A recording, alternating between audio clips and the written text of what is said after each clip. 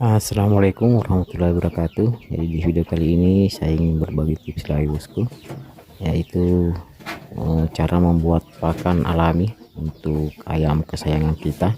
Ini beberapa bahan saya sudah siapkan, yaitu saya menggunakan kunyit, bawang putih, kemudian saya menggunakan dua bahan daun yang sangat berguna untuk ayam, khasiatnya sangat mantap bosku, yaitu daun ubi dan daun pepaya. Jadi bahan-bahan yang saya gunakan ini sangat bagus untuk mencegah penyakit pada ayam, terutama sangat cepat untuk menggemukkan ayam bosku. Di sebelum bahan dicampurkan, kita iris-iris kecil dulu daunannya ini bosku, agar lebih mempermudah dimakan ayam.